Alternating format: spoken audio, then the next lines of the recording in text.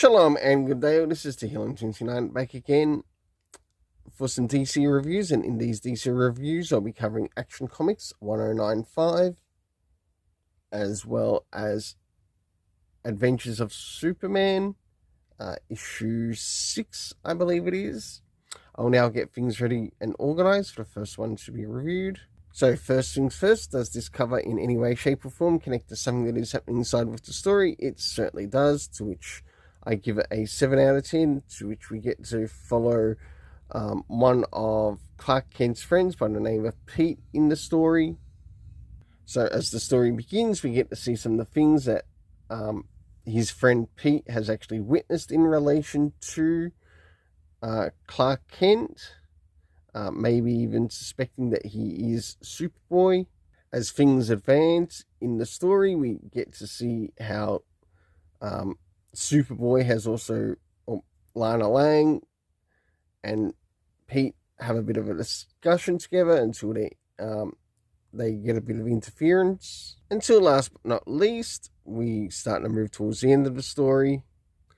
For the internal art, I give it a 7 out of 10. Now it's time to move in relation to the area of the story rating. So considering where we are issue-wise, did we get any comic book references? The answer is no, we didn't. Next is the area of time, to which we have many years ago and the next morning being used. The location to which this is taking place, which is in Smallville. And the key cast of characters consisting of Pete, Clark Kent Superboy, and Lana Lang. My overall rating for this story is a 7 out of 10. Now it's time to move into the Adventures of Superman.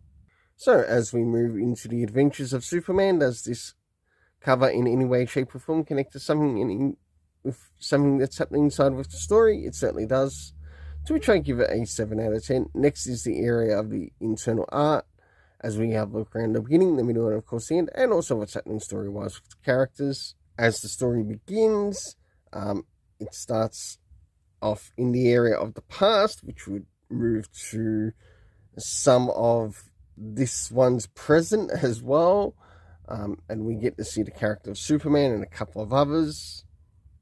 As we start to jump towards the middle of the story, we do catch up with the Super Twins in this story, and we also travel to the area known as the War World Engines. And last but not least, there's preparation for the Doom Racer. Death Racer. For the internal art, I give it a 7 out of 10. Next is the area of the story. So first things first, do we get anything time-wise, to which we have long ago from now and 3 weeks later. Next is the locations that we get to see in the story, one being the War World Engines. That's about all. And last but not least, the cast of characters consisting of Superman and the reappearance of the Super Twins. My overall rating for the story is a 6.5 out of 10. Can we just pass the Super Twins off to someone else and not give them the Superman? Just saying. Like, I'm sure Supergirl would love to have twins of her own. Maybe it might even change her character a bit. Until then, let's keep it colourful and have yourself an awesome day.